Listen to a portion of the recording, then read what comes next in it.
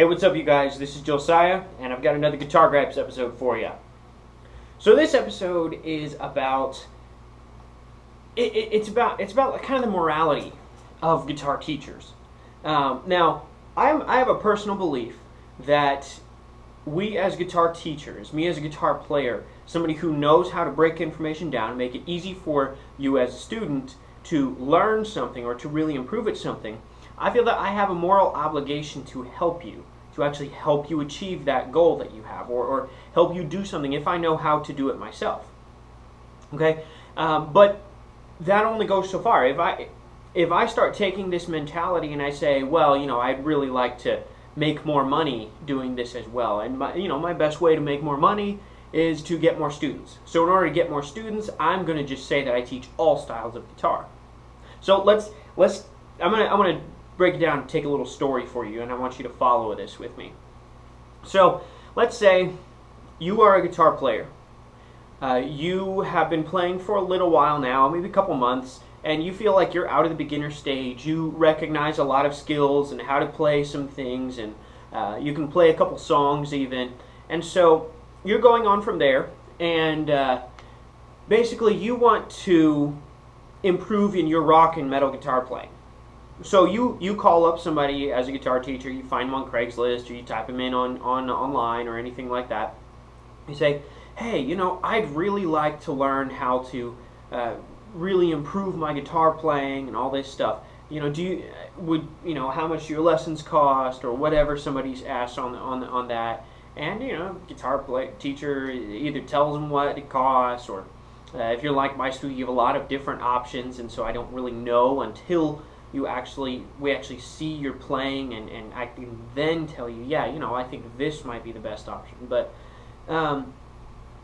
most of the time, you get a little response, a little bit of talking back and forth, and then, well, yeah, why don't you come on down? I give free first lessons and stuff like that. So you come in, you get your first lesson free, and you ask them, you say, okay, so I really want to learn how to play rock and metal. Now, this guitarist, who might be a teacher, he is classically trained. So he's learned a lot about the finger style playing, but he's not really a really great rock and metal guitar player. He knows the actual notes behind it, but he doesn't know the deep details of rock and metal. So, long story short, this guitar student asks if he can teach rock and metal, and this guitar teacher will just say, oh yeah, of course, because in his mind he's thinking, oh, if I can just get them to come in as a student, I'll get to make some money, and that'll be good. I'll be happy with that. So they're basically just telling him, hey, yeah, come over here. Yeah, of course I can teach that. It's guitar. I know everything about the guitar. When that's not really fair to the students, is it? You see, a student is coming to you trusting that you know more about this certain topic than they do. But there's nothing wrong at all with having to say, I wish I could teach you how to play rock and metal, but it's just not my strong point. It's just not something that I am competent at. See, at my studio, I teach rock, I teach metal, I teach acoustic guitar, and beginners. Those are the four styles that I really do in a strong way. I can do jazz. I learned in my guitar playing, the first three areas that I learned in was rock, jazz, and acoustic guitar. So those were the three main areas that I learned in. From there, I developed my metal guitar playing. But for me to tell somebody who comes in and says, yeah, I would really love to be an excellent blues player. I don't usually tell people who come in to learn blues that I teach blues. I will typically refer them off somewhere else. I will say, you should go to this studio because they teach blues a lot better than what I do, and they'll be able to help you out with your blues guitar playing much better. So referring someone away because you don't do that style, is that really going to hurt you? And so that's my guitar gripe. My gripe is when guitar teachers or coaches or mentors, whatever, they'll refer somebody to one area of their studio and they'll say, oh yeah, we have the best rock guitar teachers ever, when they don't teach rock at all. I mean, I've had students before. They came to me and they tried learning how to play rock guitar, or excuse me, they came to me before and they told me they tried to learn how to play rock guitar at this other studio. And I asked them, okay, well, show me a little bit of what you learned. And so they go in and they play blues. You know, they're not playing rock. They're basically playing blues then. And so I was like, okay, so you're using the pentatonic to play in blues scale. So instead of doing like a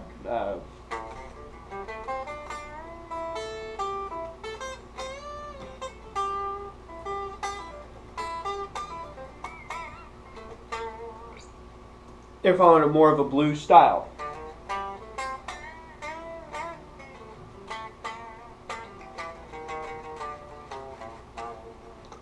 And there's a big problem. I find there to be a big problem with that. Because then you have a lot of people who are not educated in what they want to do.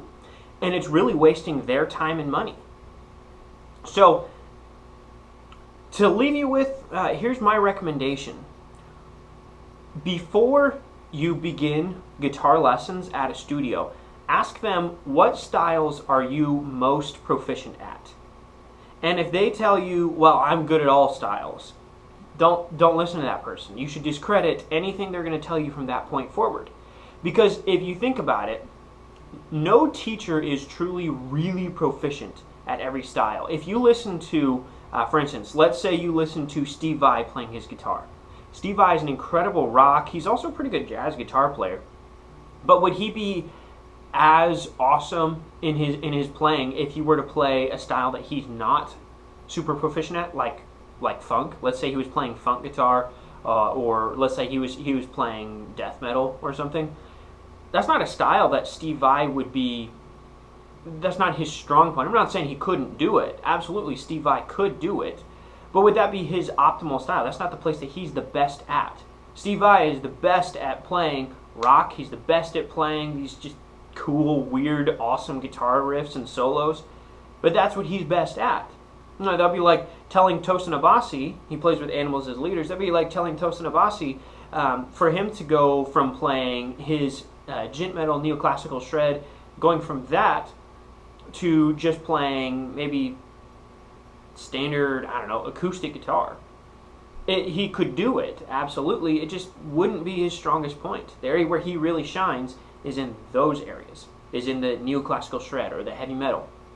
So, for students, ask which ones are your most proficient. Ask your teacher, okay, are you really great? You know, what styles of guitar are you proficient at? Even if they ask you, so what style do you want to learn? Well, what styles are you good at? Kind of answer their question with a question. You're basically showing them, look, if you're not going to tell me that you're good at teaching this specific style that I'm looking for, I'm not going to your studio. All right? Every studio is different. Everybody has their strong points and their weak points. I know at my studio, my weak points is definitely in some blues playing, a little bit in kind of the more alternative acoustic guitar playing. Not really the main area of acoustic, doing the finger style, playing as the acoustic guitar in a rock band or something like that. I've got you covered on that. But when it comes to more of the indie style, I guess, not really alternative, the indie style, that's not really my strongest point in that aspect. So, to take this home with you, before you take guitar lessons, do some research and find out what styles, you know, they actually play well. Talk with them later and specifically ask, okay, what styles do you teach the best? And if they go ahead and answer all styles, you can just ignore whatever they're going to tell you from that point on, because they're just trying to get you to come in as a student. You see, I believe that you should go to a place to become a student of a guitar studio or a music studio in general, because you feel that they can provide the maximum benefit possible. That's what I think students should do. So before you go to a guitar studio, research them, call them, talk to them, ask them what styles of the guitar are you most proficient at, what styles are you the best at teaching. They tell you all styles, don't listen to what they say. They give you their specific ones. They could be the best place for what you're looking for. So, until next time, you guys, this is a Guitar Gripe video. Like and comment if you like this video, any future videos you would like to see, And as always, subscribe and check out our website a little bit. You might find some things in your guitar playing that you want to improve, and you get to check it out on there. So until next time, you guys, this is Josiah with The Works Guitars. Keep rocking.